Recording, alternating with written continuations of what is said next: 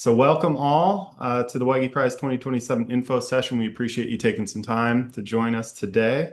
My name is Kyle Austin. I'm the program coordinator for Wege Prize, and I'm privileged to work alongside two fabulous colleagues and a bunch of collaborators to make this happen. But the other organizing team members are Gail DeBryan, who is our academic liaison, and KJ Tucker, who is our events and recruitment specialist. We work out of Ferris State University's Kendall College of Art and Design here in Grand Rapids, Michigan, in the United States. And our funding partner, who has been by our side since this competition began in 2013, is the Wege Foundation. The Wege Foundation really is a philanthropic pillar of our community here and is known for promoting this idea of economy ecology, which is the idea that a thriving economy and a thriving ecology do not need to be mutually exclusive. In fact, both need to be working in tandem to realize the future that I think we all want to see. So today we're going to cover the basics of the competition, what it is, go deeper into those rules and requirements and how, whether you're a student looking to build a team or faculty looking to help build a team, how you might be able to navigate those, going deeper inside the process and the challenge of the competition, highlighting some of the resources and support structures that we offer teams, a little look at some past winners, and then time for Q&A. So really, we like to think of Wege Prize as not just a competition, but really something that blends competition with learning and education and action. We really want teams to have an immersive experience that they can take something away from, regardless of how far they progress and regardless if they win any prize money or not. And it's really about taking a transdisciplinary group of students and throwing them into developing real-world solutions to those really complex systemic problems that we like to call wicked problems. And finally, doing so through the framework of the circular economy, which is really, we believe, an extension of that economy ecology principle that this competition was founded on. So teams contend for $65,000 USD in total cash prizes. And the challenge is really twofold. They're proposing a product or a service that helps solve a wicked problem while making circular design its differentiator. And they're evolving that solution through an iterative design process that's underpinned by very in-depth feedback loops that happen with our judging teams. And those two ideas are really the core of what we're about as a competition. The transdisciplinary requirement isn't just a box-checking exercise. We really feel that it is the way that these types of systemic problems are solved in the world, whether it's food insecurity, environmental degradation, certainly climate change. I think we know by now that answers to these problems will not come from a single field working in isolation. It takes multiple groups of experts and stakeholders being at the same table, learning from each other's lenses and perspectives, and coming at a complex issue from a well-rounded place of perspective. And we feel that the exercise that students go through here mirrors what they'll be expected to do in the real world if they want to be a part of solving these kinds of challenges in their professional life. And certainly the circular economy, transforming our current make, take, dispose, throwaway linear system into one where materials don't become waste and our economic activities replenish the natural world instead of pillaging it. And those three core principles, again, this is what we really try to get teams to focus on as they're going through the process and working. So that's eliminating waste and pollution, redefining these things as design flaws that we want to design out of the things that we make rather than inevitable byproducts of those things. Circulating products and materials at their highest utility and value. And this is through processes like maintenance, reuse, refurbishment, remanufacture, composting, and thirdly, replenishing nature, regenerating nature, right? Through practices that are rebuilding soils, increasing biodiversity, preserving water systems, and returning those biological materials back to the earth. So I mentioned we've been doing this since 2013, and over that time period, we have engaged 2,340 student participants around the world, 543 different academic institutions, and 89 countries. So those are numbers we want to continue to see climb and rise. We feel our strength as an experience comes from that global diversity. Students not only learning from our judges, who themselves come from all over the world, but from each other, both within their teams and by seeing and soaking up the work that other teams are doing. And a few things, again, that we think set us apart. This isn't a competition where you submit one time, you wait, and you hear a few months later if you win or not.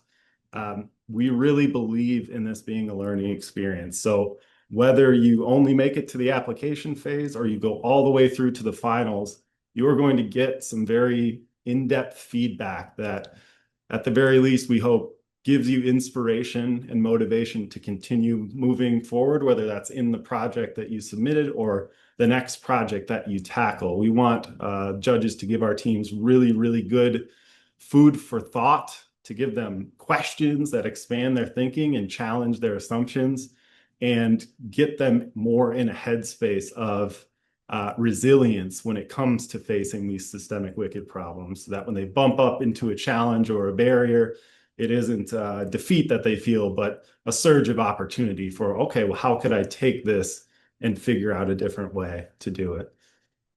We do not have a very constrained brief and challenge. It's highly open-ended. Of course, the circular economy and products and services designed within it being the focus, but apart from that, there is no right kind of solution for Wege Prize. Whether that's building something new from the ground up or using circular design to uncover a new opportunity in something that already exists. There is really a number of ways that you could approach this challenge: agricultural spaces, technological spaces, customer service, and product as a service spaces. So we love to see teams coming at the challenge from all different angles and lenses. And then, of course, that transdisciplinary factor. It isn't, again, just a requirement. We feel like it's an ethos that this competition operates from. I mentioned the prize structure, $65,000 US. The way that is broken out is ultimately, when we reach the finalist stage, there are 5 finalist teams in the competition. First place takes home $30K, second 20, third 10, and then the remaining 2 finalists don't leave empty-handed. They get a finalist award of $2,500 each. We do allow teams to apply as a business entity to receive that prize money in a single lump sum payment to the business entity. That is fairly rare. We also do require that teams have a business entity that is registered in the United States and has a United States tax ID. That stems from our university's process of paying out prizes. So it is rare that we see that, but it is an option for teams should they want to go that route if they enter and already have a pretty well-rounded business model or even an established business going. Otherwise, if they apply as a non-business entity, those prize amounts are paid out in 5 equal shares to each individual participant. And of course, for folks who come from outside of the US and do not have a tax treaty or other arrangement in play, we do withhold 30% of the individual prize payments for US tax purposes. For US participants, you would simply receive a tax form in the mail at tax time showing the prize money as income. So a little more about our rules and requirements. Again, this is a team competition, so there is no individual lane of participation. And when it comes to the team itself, 3 things. Teams must have 5 members, no more, no less. The team must represent at least 3 academic disciplines. So that's your program of study. And since we accept we accept undergraduate, graduate, and postgraduate students, we confine this to the current program of study. So we don't consider, if you're applying as a master's student, we wouldn't consider your undergraduate degree necessarily. We would consider the program of study you're currently enrolled in. And teams must also represent at least 2 academic institutions. And we get this question a lot when it comes to a large institution, a university that has multiple schools and colleges within it. We consider those to be separate within our guidelines. So for example, universities, School of Engineering and School of Earth Sciences, though they're within the same university, we would consider them to be separate institutions. And as far as the individual team members themselves, they must be currently enrolled in a degree program anywhere in the world. And again, undergrad, grad, or postgrad are all eligible, and teams can mix those levels. They can be homogenous at those levels. There is no hard and fast requirement there. And then each team member must also be enrolled full-time or equivalent. We recognize that term means different things in different parts of the world. So if there's ever a question about full-time status, we're more than happy to field it at any time. But we do want to see students who are enrolled full-time. And for the majority of the competition, we don't want to disclude students who might be graduating, say, this coming December at the end of the fall semester. So we're asking that if you are looking to participate and you're graduating before May of 2027, that you be enrolled as a student through at least December 6th of this year. And again, if there's a discrepancy or a question there, we're always happy to field those, and as early as possible would be most beneficial to you. Now, team building tips. We also recognize that, unlike a lot of other design competitions, that transdisciplinary requirement can be a bit tricky to navigate, right? If you're trying to build a team, if you have an existing project that's maybe all students from the same degree program working together, how do we fulfill these requirements, that kind of thing. But at the same time, again, we also see it as an opportunity for teams. So let's say that you're a group of engineering students and you're working on a product within a design lab at your school, and it's got some circular economy components. Well, yeah, you could continue working on that project with a group of just engineering students, but what would be possible if you took some of those students and you converged them with some business students? You converge them with some design students, some students who are strong in writing and communication, some students who maybe have strengths in public policy. That's where we're getting into the systemic nature of these problems. We want teams to take their ideas and look at them from a broader perspective. We want to take their existing ideas and challenge them and see if there are gaps, there are blind spots, where are there more opportunities for growth? And adding those diverse team members is a fantastic way to do that. We hear over and over again when we conduct exit surveys, when we interview our finalist teams, that maybe it was a little slow getting into it, but by the end of the competition, they drew so much value from being able to interact and learn from people in fields outside of their own. So a couple of tips if you're looking to put together a team. I think existing projects with large work groups are a really great starting point. Again, find the students within those groups who have the time, have the motivation to take on a challenge like this. And then maybe they have friends in other majors. Maybe you have a faculty contact in another program at your university that you could reach out to and say, hey, here's a couple students who would want to come in and play and jump on this team with us. Same thing if you have maybe a solo student doing a research project that would fit within this vein, or maybe a small group, and they would want to go find some teammates from different disciplines and add on to those.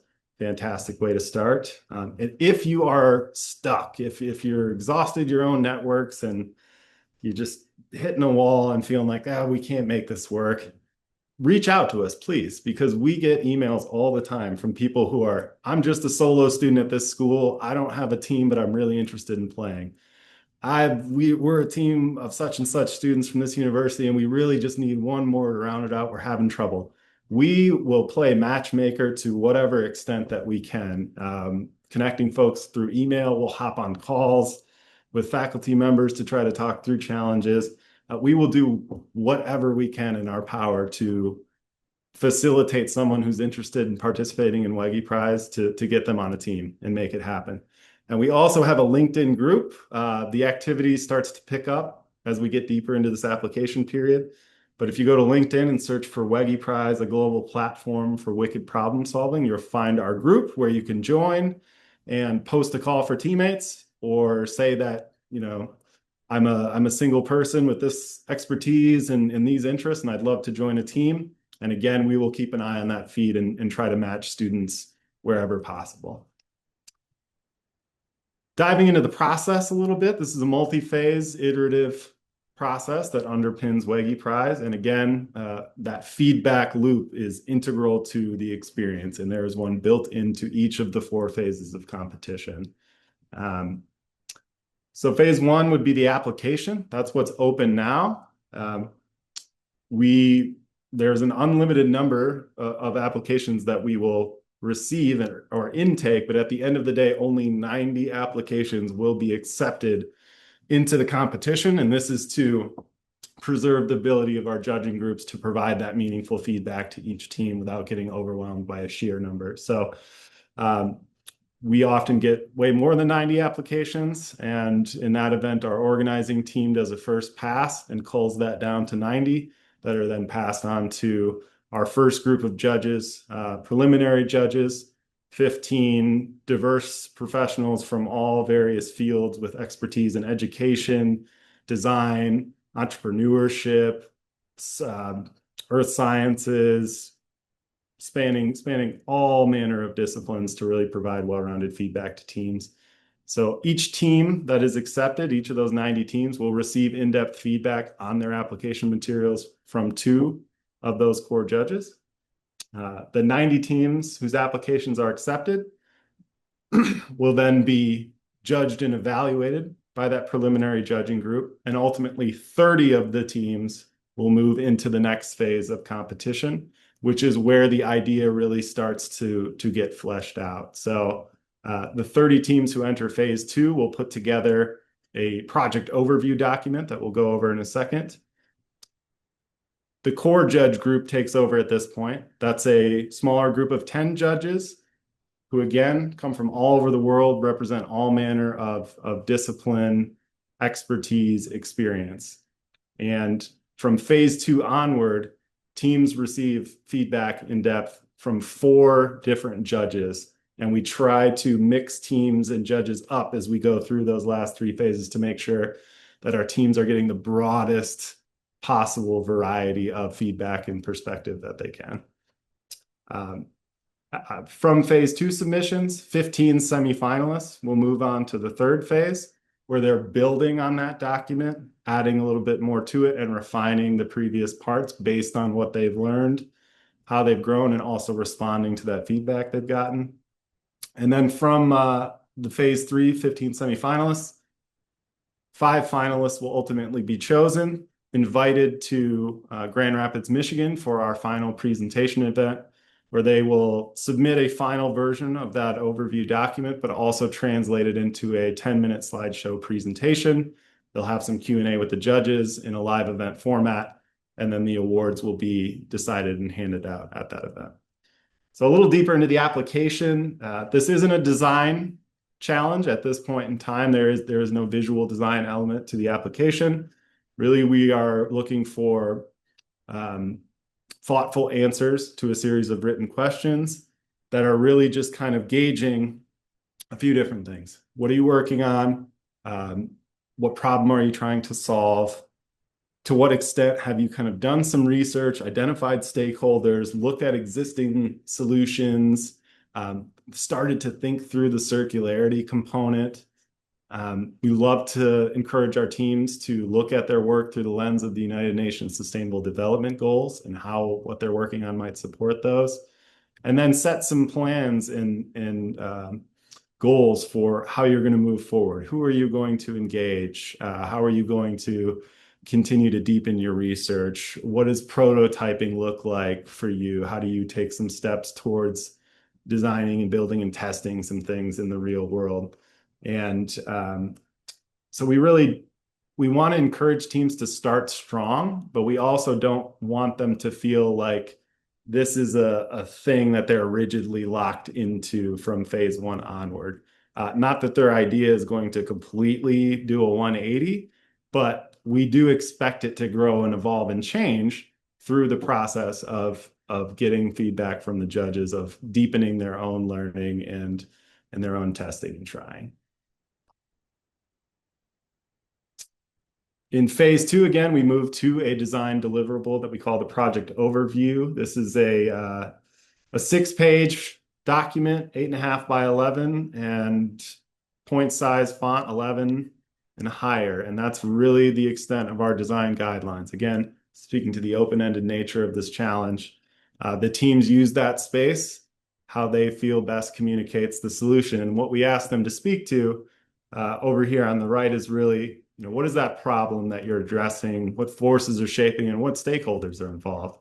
The scope, we really, though we're having teams look at complex systemic problems, right? They're just one team. They're not going to solve the entire problem, recreate the entire system on their own. So where is that entry point? Where in that system are they intervening to create impact? So we want to see a high level awareness of the systemic nature of that problem, but then we want them to choose a feasible and realistic entry point so that they aren't going through this entire process biting off more than they could feasibly chew, right? The solution itself, right? And starting to illustrate how circularity is a component of that. Certainly innovation. We really, really want teams to stress test their ideas against what's out there in the marketplace. If there are competing ideas and competing solutions, what can you do differently? And in particular, with the circularity of your idea, what can you do to differentiate yourself, create value, fill a gap that has yet to be filled, right? Really want teams to be thinking about users, don't just assume, don't make assumptions about who's going to use your product and how and why. Really do some research and try to understand where are those customer pain points? What would prevent somebody from using my solution? Am I just assuming they're going to adopt a behavior that may actually be much trickier to get them to adopt than I'm expecting? Progress. This is the stage at which we want to see teams start to demonstrate that they're doing some prototyping and testing and reaching out and engaging with subject matter experts beyond their own team, whether that's a faculty mentor or an industry contact or another professional working in the same problem-solving space. Starting to illustrate that business model, right? Going back to the circular economy and economicology. These aren't just pie in the sky, green dream sustainability ideas. They need to be rooted in real world viability. They need to be achievable from a business level. And what does that look like to get there? What does it cost? How do you create profitability? How do you ensure sustainability from a financial perspective for that product or that service going forward into the future? The impacts of continuing to speak to those SDGs and how what you're doing can help advance them on a global level. And then barriers, very important part of each phase is getting teams to see where they still have work to do. And again, not to get disillusioned by that fact, but to get energized to say, okay, we still have some barriers to work through. What do we need to figure out to get around those?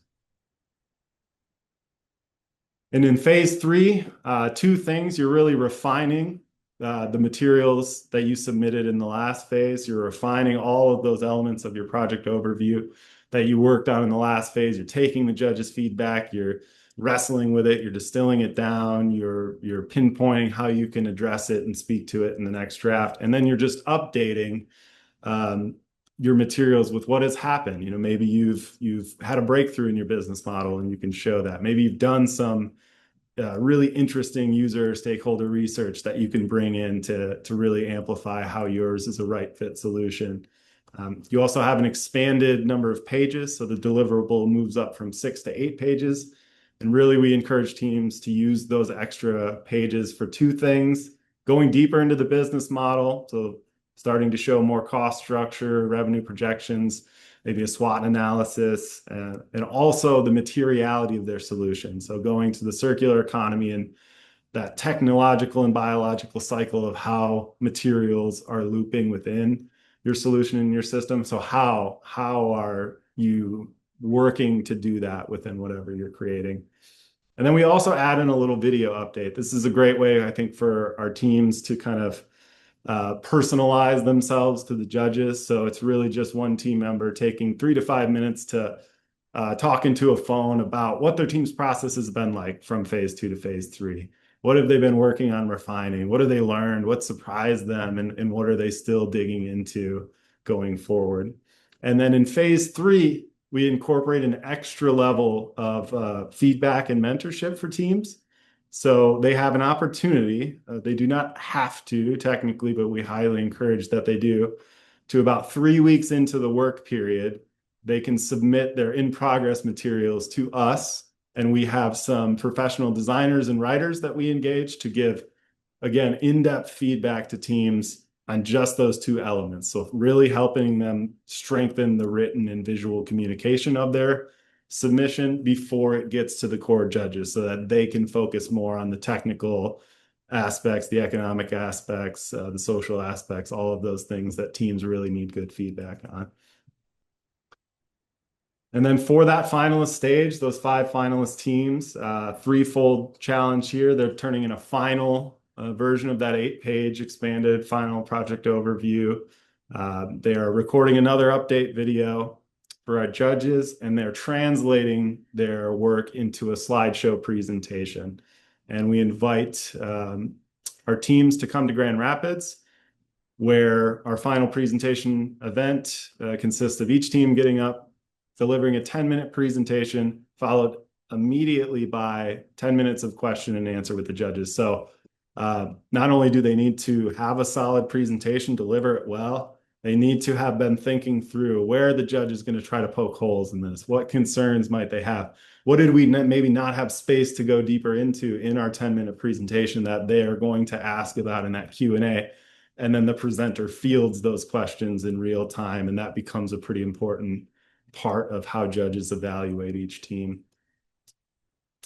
And talking about judging criteria, this is really these are the lenses that judges are looking through throughout all phases of the competition, but obviously in terms of pretty much all of them, we're not expecting perfection in phase one. So these criteria are a little more stringently applied as the competition progresses, and obviously much more so to the finalist teams than they would be to folks who are just getting their application reviewed. But judges are looking at circularity, so incorporating those 3 core principles in a way that is both successful and intentional.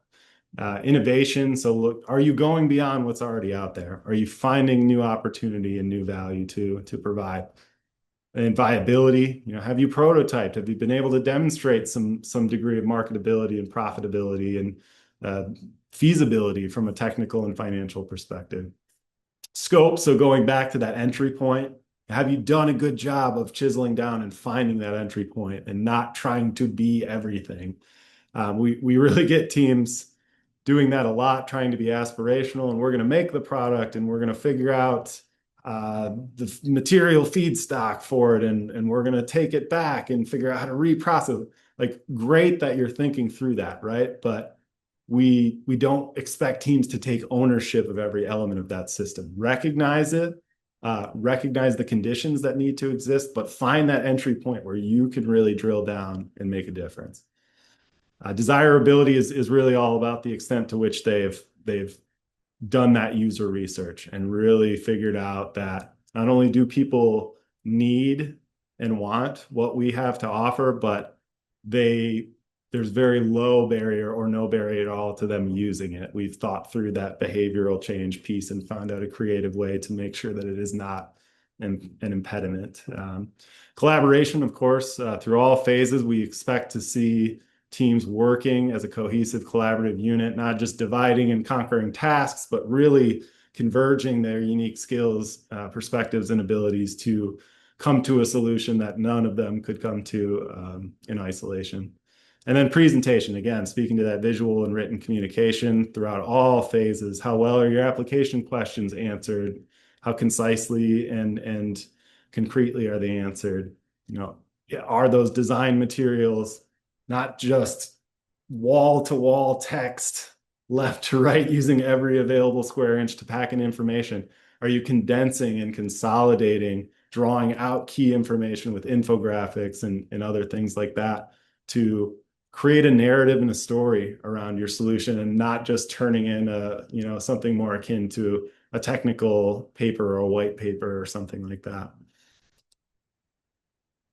And then a little more on the feedback loops themselves. So we use an online platform called Cami to facilitate teams receiving feedback from the judges. And it's a great platform because it really allows judges to pinpoint exactly where in the solution they're making a comment. So you don't just get back an email that says like, hey, here's the general feedback. You're getting highlighted and pin dropped comments that are speaking to very specific aspects of what you're doing. And you can see from the screenshot that, you know, judges will go very, very, very in depth with the feedback that they're providing. And oftentimes this takes the form of questions that, again, are meant to get teams to expand their thinking, to step outside of their current expectations and really, really push themselves and their ideas forward.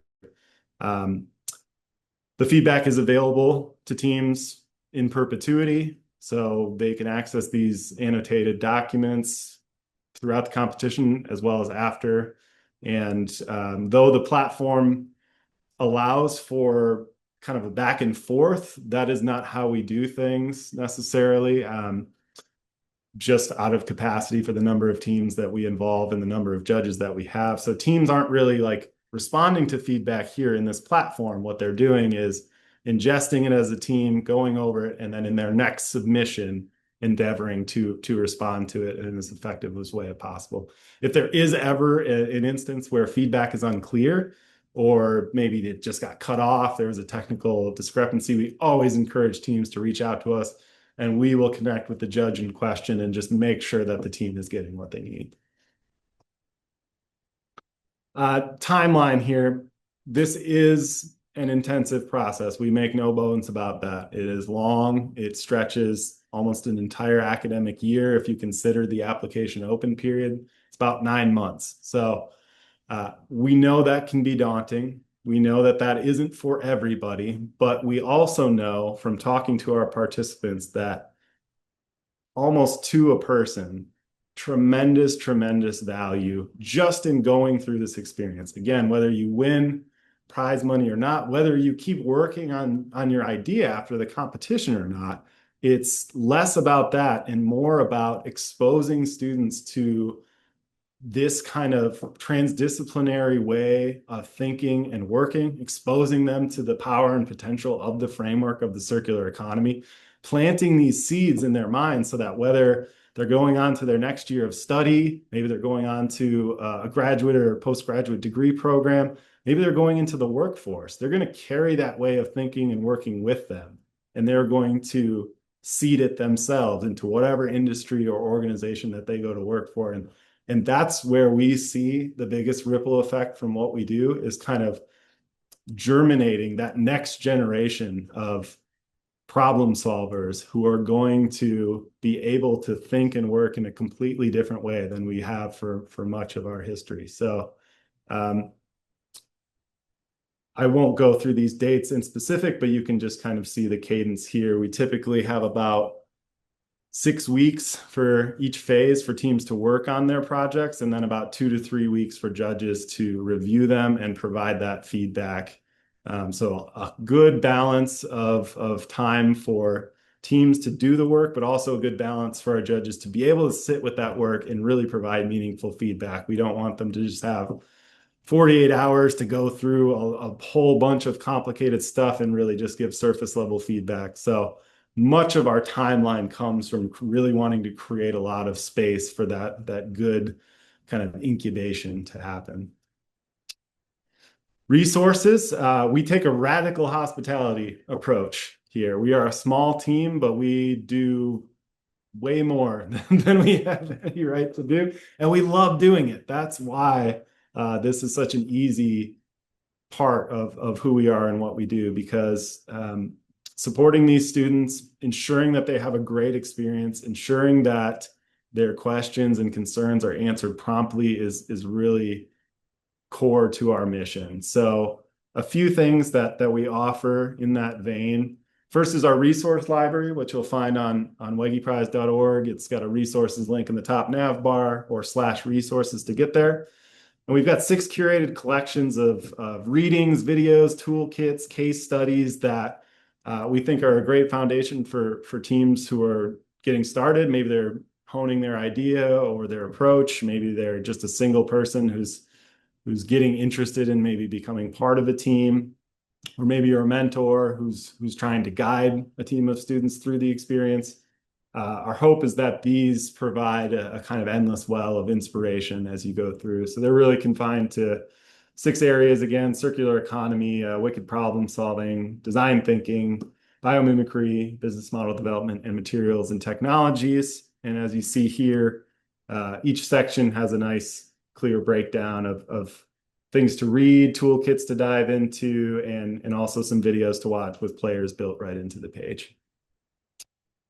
Another great resource that we offer, since this is a design competition in terms of those deliverables from phase 2 onward being very, very much a design document, we recognize that not all of our teams have native design strength. Not all of our teams have access to what is often very expensive design software. So we have taken it into our grant budget to provide every team from phase 2 onward with access to our Canva Pro account, which gives them access to the full Pro set of features. They can access any of the template libraries in there. They can access any of the stock resources. They can access Canva Design School, which is an incredible resource that has tons of really easy to follow tutorials, not just on how to use the platform itself, but basic design principles like typography and information architecture and layout and negative space. So also deepening their skills and knowledge in design too as they go through this. But most importantly, providing a level, equitable playing field so that we know that each team has equal access to the resources they need to create their materials. For our finalist teams, especially, since we do invite folks to come here physically and present, it's very important to us to remove any and all barriers to that happening. Because again, as a global competition, we recognize it's much harder for somebody from Southeast Asia to get here than it is for somebody in the States who's maybe only 100, 200 miles away from us. So to that end, we provide up to $3,000 USD per finalist team in travel reimbursement.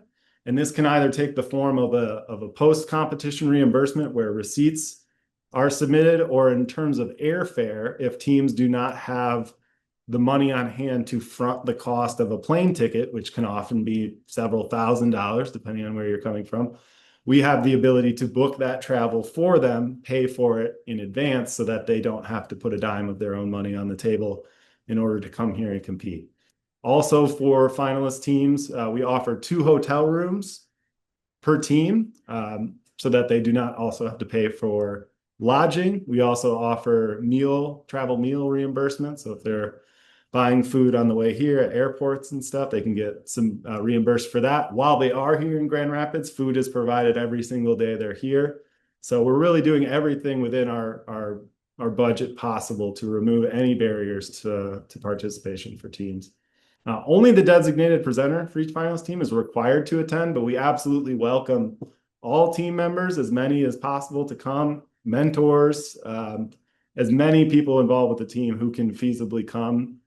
We'd love to see that, but again, we recognize that not everybody has the means to make that happen. So our support is really designed to make sure that at the very least, that designated presenter can come here, compete, participate, go back home with no personal expense. Also, remote flexibility. We recognize fully that the current international travel climate is incredibly challenging and does not appear to be getting less challenging anytime soon. So thanks to our COVID years, we have a very finely tuned process for facilitating virtual participation, both in terms of the presentation and Q&A, but also with an event that we hold the day after the awards event called the Judges Forum, which is really a great open-ended discussion where participants and judges get to sit in a circle, ask questions, pick each other's brain, talk through the solutions and the judging process and what more they can learn and improve on as they go forward. So if a team has a travel discrepancy for any reason, or in the current climate, if they're simply not comfortable traveling to the United States, we have a process in place to make sure that they are still able to not just participate, but have a really full and meaningful experience, just like if they were here in person.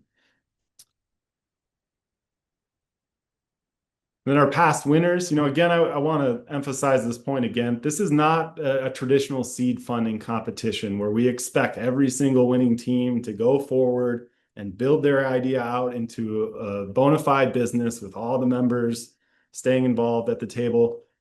This is a competition for university students, right? So we recognize full well that oftentimes students will simply go on to other endeavors after the competition, and that's okay, right? Maybe some of them stay on this idea and keep developing. Maybe they all go and do other projects. Really, what's important to us, again, is that mindset mentality that they take forward. That being said, we frequently have winners who stay together, launch bona fide businesses, and not only launch them, but have incredible success doing so. So just 3 quick examples of teams that have done that. Our 2018 winners, Rutopia, all from Mexico. They built an online platform for a fair, regenerative, circular ecotourism system that gave indigenous communities who were seeing their land and their customs and their traditions more and more encroached on by giant corporations buying up swaths of land and putting ATV tracks and zip lines everywhere. It gave them a fair seat at the table and an entry point into this global ecotourism marketplace.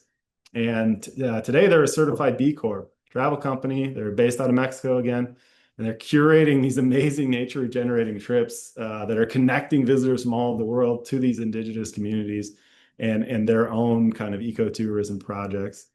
Our 2023 winners, Banafi Leather, from the United States and India, I think a blended team. They were working on creating an alternative leather from banana crop waste through a process that was cutting carbon emissions by over 95% and water use by over 90%.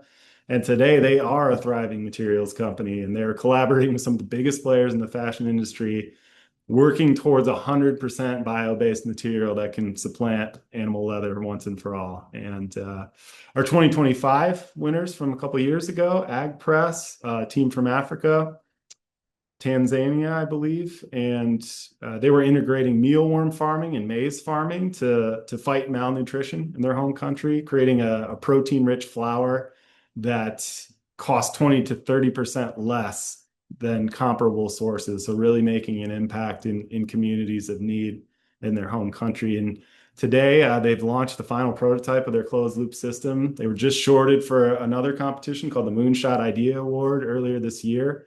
And they're working towards a full launch this fall coming into this year. So just a little more on these 3 teams.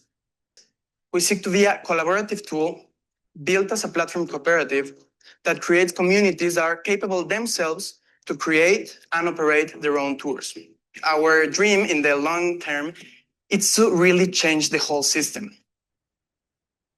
The most important thing was to turn the dream into a real business, but also without losing our purpose and the vision that we had from the beginning. We've been profitable for a while now. It's a healthy business. We're helping communities, and we have a really unique and differentiated product. We've developed a novel technology to convert banana crop waste into what you see on the right, our banana fiber leather, Banofi. Wege Prize comes at a crucial time for us. We want to invest in taking that R&D that we've done on 100% circular material from a lab stage to a pilot scale, which is larger. It was a small little shed where we were doing everything manually. We were drying leather sheets on like clothing wires. So now we had some funding to really say, okay, how do we do this while we do a lot of things with our own products as well? Our core focus is selling B2B leather sheets to brands, building those relationships with fashion brands, and then working with, honestly, a lot of smaller designers to start commercializing this. We are fighting malnutrition with the 3 I's: insect, innovation, and inclusion. We aim to incorporate meal flour to maize flour to provide a protein-rich flour for the low-income families to afford and meet their daily nutritious needs. Through partnerships and collaboration with local farmers and reusing of agricultural and crop waste, we are keeping the costs low and the impact high. We have never run a business before, so we are learning a lot in ways of how we're communicating. We're learning a lot in the management of the insect itself. We're learning a lot in the whole food processing itself. It has been a process and a lot of patience, but so far it's going great. In our country, if you want to bring a food product to the market, there's a lot you have to do. We hope by end of this year, we'll have a product in the market. We know what people face and we know how they affect them because we have been with them in the same environment. So every day we are trying to come up with solutions which can help.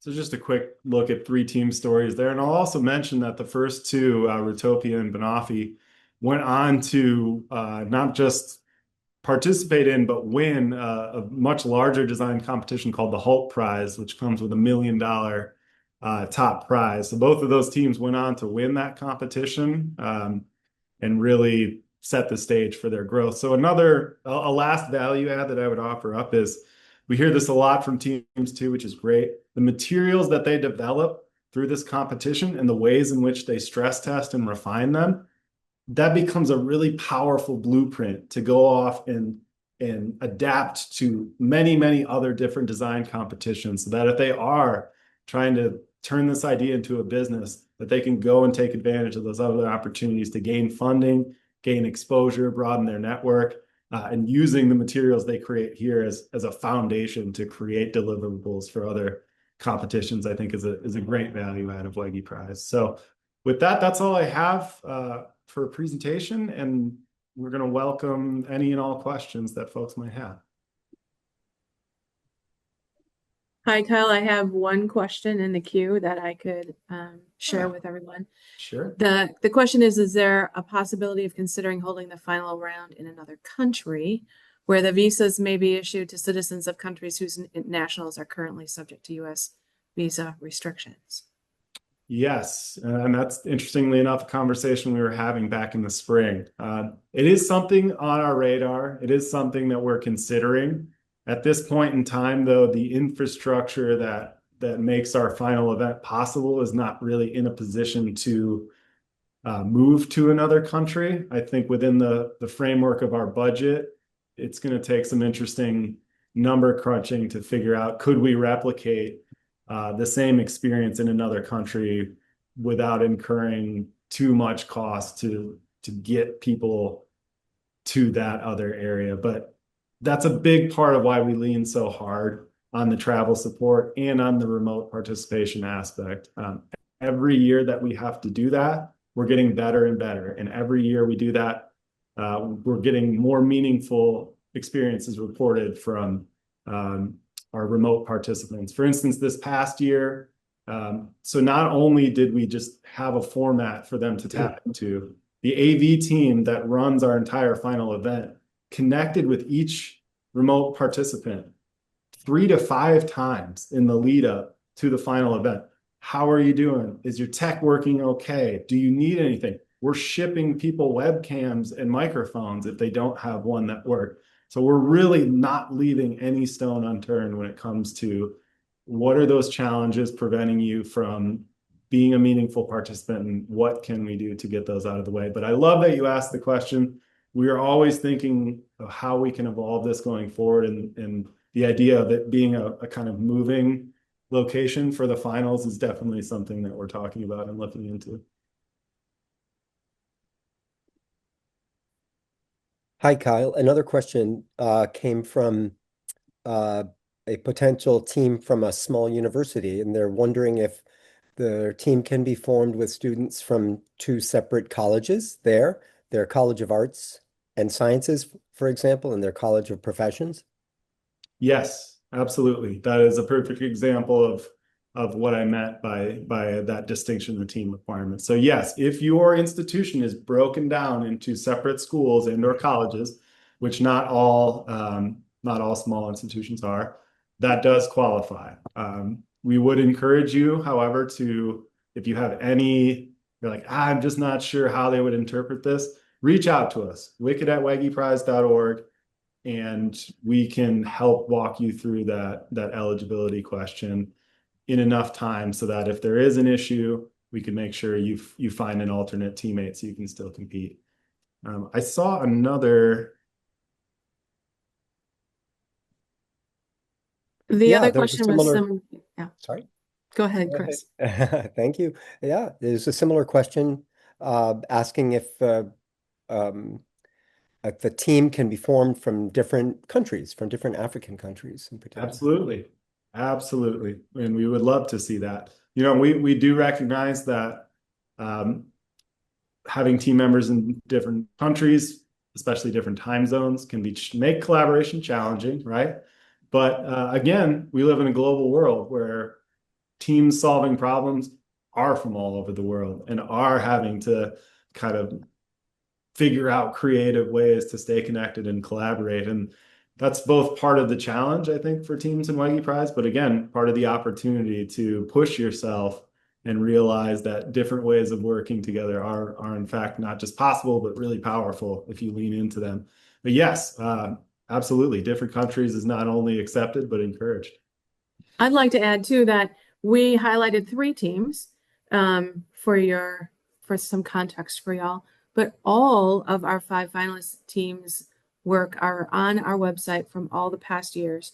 So if you have questions about what kinds of projects people have proposed, what kinds of teams were structured, who mentors were, you can enjoy, viewing a bunch of the past participants and get inspired by some of their work. Fantastic. We have, Kyle, we have a couple more open questions and Sure. a raised hand from, may I allow the raised hand to speak now? Yeah, absolutely. Okay. So thank you, Renzao, if I'm pronouncing that correctly. Go ahead. Let's see, you're muted, I think, Renzao, and if I can unmute you, I'll do that now. First, I'll go to another question. This is from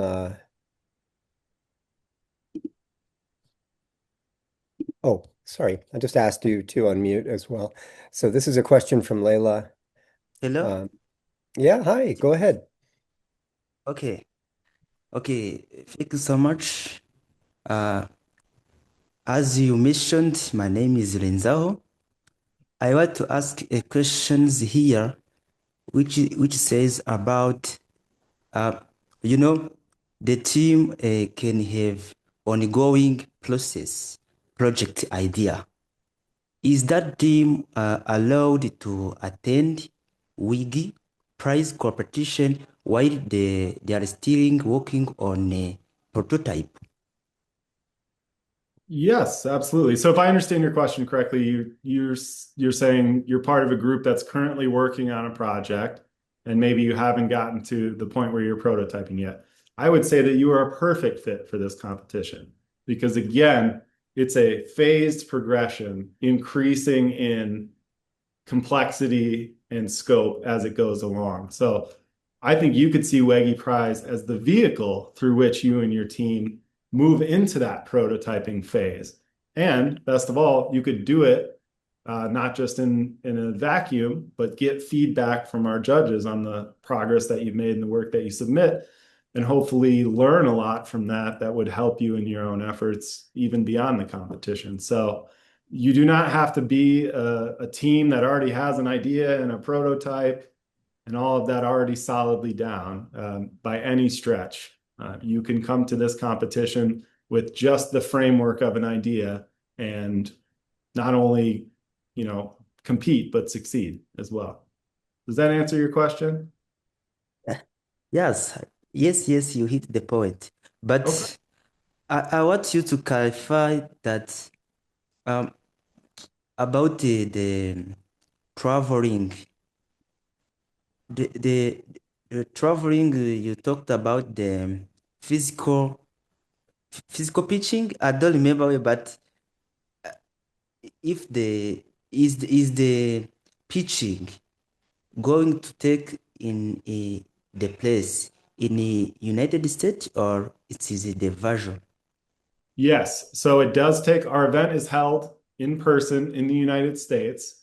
However, if a finalist team is unable to send a representative to the United States for any reason, whether there's a visa issue, whether you're not comfortable traveling, whatever it is, we will facilitate remote participation. So that means a virtual presentation. We will patch them in through Zoom, just like we're on now. They will deliver the presentation live over that Zoom connection. They will have the Q&A with the judges live over that Zoom connection. And then they will stay connected to the session as the rest of the event plays out so they can see the results. And then the following day, when we have our forum and all come together for a good group discussion, they will also be patched into that through Zoom as well. So in the event that a finalist team is unable to come to the United States, it is not a disqualifier. They are still fully able to participate.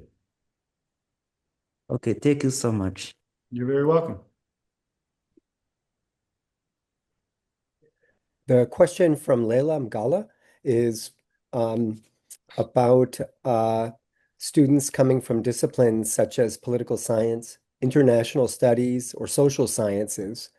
What kind of contributions, Kyle, have you seen, and Gail, have you seen those perspectives bring to a transdisciplinary team?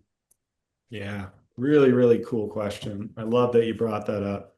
I would say that it's different for each team, but in general, what we have seen most often is that teams are surprised at what they learn from another discipline. So we're asking folks to create products and services, right?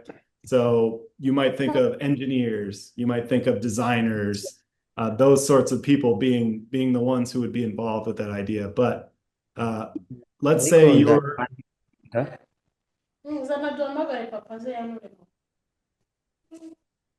Sorry about that. It's okay. Let's say that you're creating a product that maybe has a lot of regulatory issues with it. Maybe it's a food product. Maybe you're creating something in the food space. Well, wherever you are in the world, there's a lot of regulation around food. How does it have to be packaged? How long is shelf life? What does your production process have to entail in terms of safety measures and cleanliness measures? Well, who would be best to speak to that? Would it be the engineer, or would it be somebody who's studying food systems? Would it be somebody who's studying public policy? Would it be somebody who's more in tune with how those regulations are unfolding and changing at a government level? Might it be a social scientist person, a psychologist who can help your team dig deeper into the psychology of your user base and what questions and kind of barriers they might have in their mind as they go to use your product. Any team really is going to have to figure out how to market what they are doing. So really any team, whatever product or service or solution you're working on, somebody who knows how to market things, who knows how to communicate an idea, build consensus around an idea, build support around an idea is an invaluable person on your team. And I think it's really just about first looking at your problem and then thinking about those forces that shape it. And then really that's where your team members should be drawn from in an ideal world, is somebody who can help you understand that problem from all sides and perspectives. Because you as you know, somebody focused on environmental sciences, you just might be so laser focused on those details that you would miss some of the other components of the problem. So your teammates from other areas can help you fill in those gaps, and you can all learn from each other at the end of the day. Hopefully that answers your question, but I think, you know, in terms of what those specific disciplines would add, I think it would depend a lot on what problem you're solving and what solution you're proposing.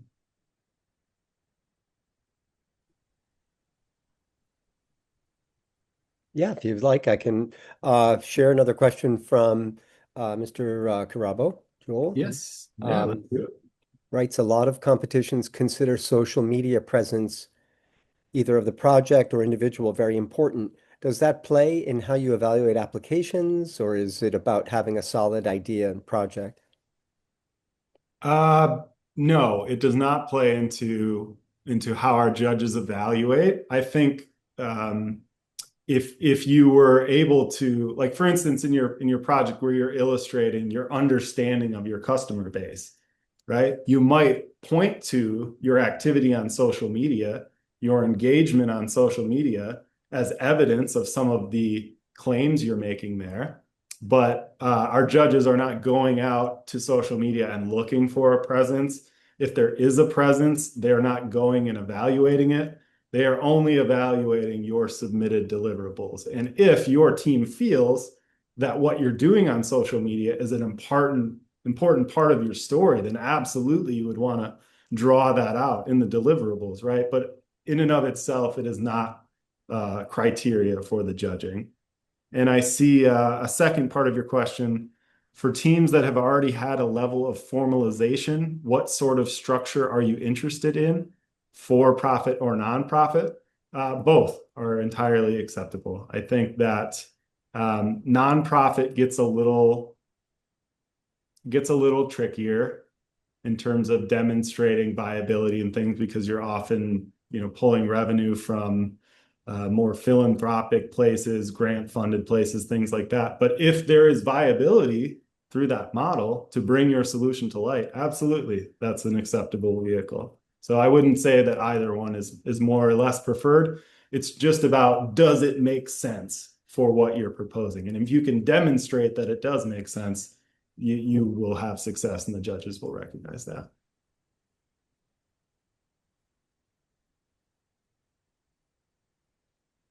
I'm going to apologize. I need to step away shortly, but it's been a pleasure being a part of this conversation, and please keep the questions coming. And Kyle and Chris, I'll circle back with you soon. Thanks, Gail. Yeah, a question from Katharina. They write, is it allowed that the problem the team is trying to solve will impact major African countries and not a specific country, as some of the past winners have done? Yes, absolutely. We don't expect your impact to be, hyper focused on a specific region. If it is, that's great. If it's more broad, that's great too. Oftentimes, I do think we see teams responding to a local context, which makes a lot of sense because that's where they live, that's what they see, that's where they understand how to make the most impact. And that's great. Those solutions are fantastic. Again, if you can demonstrate that you're actually wrapping your head fully around that problem and providing a solution that has unique value, I think bonus points if you can develop something that is scalable beyond that local context. And that doesn't mean that you have to have the scaling figured out, but I think judges would love to see if you've pointed towards, and here's how this might be able to be imported to other countries, other parts of Africa, other parts of the world, right? Who maybe have similar circumstances. But no, you do not need to focus on one specific country. I think it's incumbent on your team to really feel like, to really determine what is an achievable impact and then focus intently on that.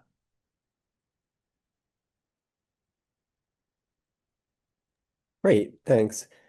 Let's see, from Marhabin asking, is it okay if the project is about services like online education and publishing?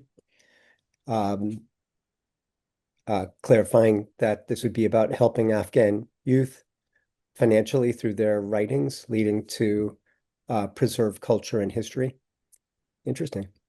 Yeah, I think that is an interesting idea. What I would really push you to consider if you're planning on applying with that idea is, how does it incorporate those principles of the circular economy?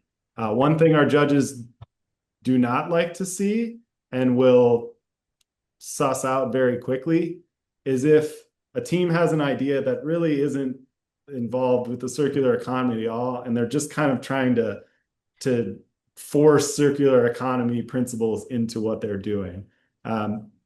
That's not what we're asking teams to do. We're really asking you to, from the ground up, lean into those three core principles and be able to really, really meaningfully demonstrate how are you making those not just a little add-on to your solution, but foundational elements of your solution. So if you're talking about providing, online materials, well, how are those materials being delivered? Is there server considerations? Is it about energy consumption for the technology that would be required? Are you figuring out a way to get waste out of that delivery system? Where is waste currently happening in how learning content is delivered online, and how can you address that? Same thing with materials, right? You're talking about digital materials, but digital materials require physical infrastructure to deliver. Have you thought about what that infrastructure looks like? Have you identified places where there's a linear process behind that infrastructure that you could intervene on? So you have a very strong social component in that idea, which is absolutely important and critical, but you really have to be able to meaningfully connect it back to those circular economy principles in order to succeed and progress through Wege Prize. I hope that was helpful. We have another question from Layla. We'll come back to that in a moment. Katharina has hand raised, so we'll take a question. You are ready to talk, Katharina. Thank you. Good day, everyone. I hope everyone is doing well. Okay, I just have one question.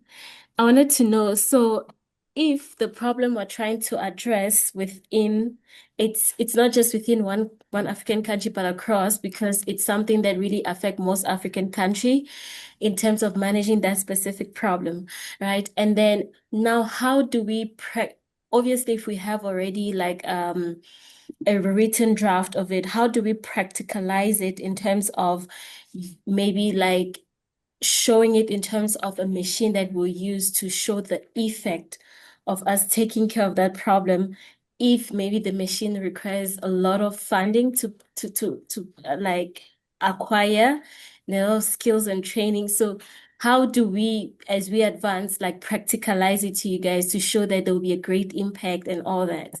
If it's like one of a first novelty or novel idea. So yeah. Yeah, so let me see if I understand your question correctly. Are you saying, are you asking, do you need to have like the financial ability to execute your idea? Like, do you have to have the money on hand and be actually, have that capital in order for your idea to be judged favorably? No, not at all. What you need to have is a clear idea of what that business model needs to look like to succeed. We expect that you're not there yet, right? We expect that you don't have those funds. Okay. You probably wouldn't be in this competition. You would be using those funds to put your idea to life. So no, it isn't that you actually have to have those financial resources at your disposal, but we want you to be identifying what are the resources that you would need to have to actually do this, because that's a tricky part that teams get caught up on. So I would say focus on projected business models, not actually what you have at your disposal. Yeah. All right. Okay. Thank you. You're welcome. Yeah, great. And Layla Mgala's question, Kyle, is can team members be from a single country but study at different institutions outside that country? And a second question, can a team have a single qualification major twice, as two people are doing that, but others are from other majors? Yes, great questions. I'll answer them one at a time. In the first, there is no requirement that teams represent different countries. It's just academic disciplines and academic institutions that matter. But absolutely, we often have, using Africa as an example, we'll have a team from Africa where maybe all the members are from Kenya, but some are studying at institutions in Kenya some are studying in Nigeria, some are studying in the United States. That is absolutely 100% acceptable. And number two, if you're, I think your question was, can you have two people on a team from the same discipline so long as your team overall reflects three or more disciplines? Yes. So for instance, you could have a team with two business majors on it, and then the other three majors were biology, graphic design, and accounting or something. You know, that would be an eligible team.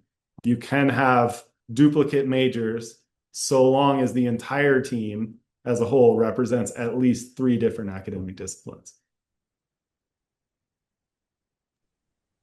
Thanks. There aren't any open questions right now, and we don't see any hands raised. Okay. Oh, Okay. Sorry, Catherine. Did you have another question? Yes, speaking Great. of the discipline, I don't know how you'll put this. So if we have one from pharmacy, two from bioinformatics, one from bioengineering, then is it different discipline, but we're in different countries? I'm sorry, I didn't quite understand what you were It asking. sounds like a good team to me. I think the question is, would That- that be a that would an be allowed team composition? Yes, as far as the majors go, yes, that would meet the requirements. Because again, you have three different disciplines represented on the team. Great. Was that what you were actually asking, Katharina?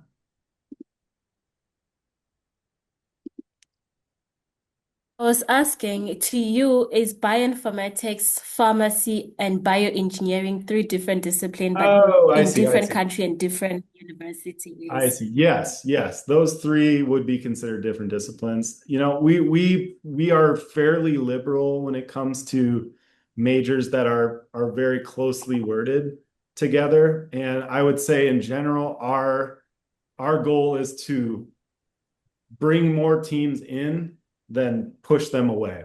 So if it's kind of a call, like these two majors seem pretty similar, we're always going to err on the side of acceptance more than on the side of rejection. And again, as teams apply, we are vetting your application against the requirements. All the more important to apply early, because when we vet your application, if we see a discrepancy like that, well, no, it looks like you don't meet the requirements, we will reach out to you immediately and have a conversation with you about it to maybe, okay, tell us a little more about what happens in these programs so that we can understand they're different. Or if we decide that they're not different, you will still have time to go and find a substitute teammate and be eligible to compete. Okay, thank You're welcome. Fantastic. And Layla's hand is raised, so we're going to add you to ask you a question or raise your point live. Hello, good evening. Hello. Can you hear me? Yes. I just wanted to ask a single question. Is like, for instance, we did our research and we identified probably that was the problem that we could deal with. But then later moving on with our research and after the application stage, we saw probably we can switch our problem to target like another problem in the same field. Is that applicable, like to switch problems between the application process? Yes, I would say probably your best opportunity to do so would be between the first and the second phases. And I would advise that you not completely change the problem that you're solving, but maybe you're taking a different entry point. Maybe you're just looking at the problem in a different context. That is absolutely encouraged and allowed as part of the process. So again, we want this to be a learning experience, a growth opportunity. So if your team is working after your application and you come up with a different way of seeing things, then that's what you should be articulating in phase two. And as long as you can demonstrate validity for doing that, then the judges will absolutely embrace that. And they may even challenge you on the application. A lot of times what our phase one judging process entails is people saying, this is really great. It looks like you're biting off more than you can chew. we recommend that you concentrate your efforts to this one specific entry point. Or it may be that I think you're in a space where there's already a lot of people doing the same thing. You might want to go look at this other entry point, or you might want to figure out this part of the problem instead. So part of the phase one judging process is helping teams who maybe are in a space that isn't very ripe for innovation, or who are kind of just a little too broad with their thinking and their focus, to refocus their efforts in a direction that's going to be most productive for them. Did that make sense? Yeah, it does. Last question that came in my head right now. For instance, we come up with a problem, but then the solution that we have, or probably the problem has already been identified with the past teams from 2013 to 2025, yeah? But then we have a different solution to that problem, or rather, we try to upgrade the solutions that they were there to a more specific solution, because then the world is changing and everything is changing in a different way. Is that possible to come with the same problem, but an upgraded version of the solution from the teams that probably have participated before? 100%. And in fact, we love to see teams come back and participate again. So yes, we would wholeheartly encourage you to reapply with the same idea, strengthened and evolved through your work in the interim time. So yes, absolutely.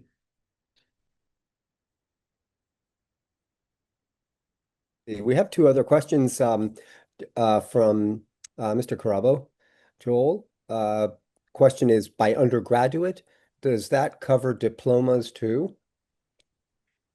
Yes. So back to the point of kind of erring on the side of acceptance versus denial. Yes. So undergraduate doesn't necessarily need to mean 4-year bachelor degree program. It can mean associate's degree, 2-year type programs. It can mean diplomas and technical certificates, training, more vocational training programs. We are very open-minded about what we consider to be a degree granting program. What we're really looking for, more so than anything, is that kind of full-time level of study. So demonstrating that your primary occupation at the moment is being a student in a degree program.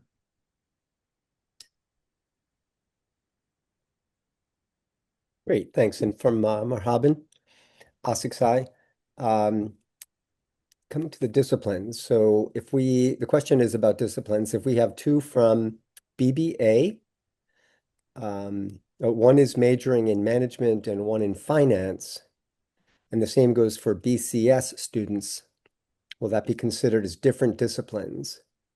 One member also has a minor in global international studies. Mm-hmm. Okay, first point I'll tackle there is the end one. We do not consider minors in our evaluation of team eligibility for the simple fact that the way minors work is vastly different across all parts of the globe and even institutions. So we, for sake of ease of determining eligibility, we do not consider minors as a factor. If I understand BBA to be a Bachelor of Business Administration and a BCS to be a Bachelor of Computer Science, those are definitely two distinctly different programs. I think when you look at business administration and what was your other example that you gave? Finance. Technically, yeah, those are different degree programs. So we would accept those as two separate. But again, I would encourage you to really try to lean into the transdisciplinary requirements. Okay, if those folks are already folks that you're working with, so it's easy to continue working with them, I certainly understand that. But I really want to encourage you to open yourselves up to what could it mean for our project if we were to invite, radically different perspective into the table. And I understand that that's not always possible or easy for teams to do. So in a short answer, I think that team makeup would be acceptable, but I would probably encourage you to at the very least, make sure that you are going out during your process and finding mentors and subject matter experts from different areas so that you are not limiting your team's perspective to those disciplines, which are different, but are pretty adjacent in terms of the spaces that they work in. Let's see.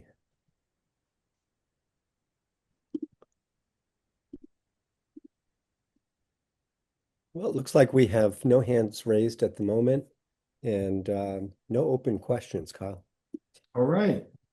Well, I want to thank everybody again for taking time out of your day. Again, if you have any questions whatsoever now into the future about eligibility, any of that, always reach out to us via email. wicked@wegeprize.org is our address. You can find that plastered all over our website. We will get back to any email inquiries within 24 hours. And we're always happy to hop on a one-on-one call if there's a deeper discussion that you feel like you could benefit from.